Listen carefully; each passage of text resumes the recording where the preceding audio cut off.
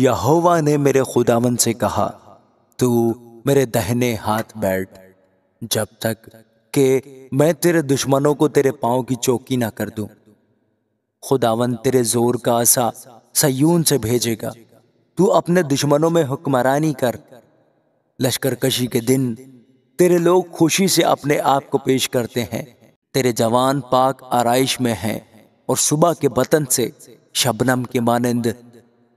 खुदावंद ने कसम खाई है और फिरेगा नहीं कि तू मलके सिदक के तौर पर अब तक काहिन है। खुदावंद तेरे दाहिने हाथ पर अपने कहर के दिन बादशाहों को छीट डालेगा। वो कौमों में अदालत करेगा। वो लाशों के ढेर लगा देगा और बहुत से मुल्कों में सरों को कुचलेगा। वो राह में नदी की तरह पानी पिएगा, इसलिए वो सर को बुलंद करेगा। आमीन।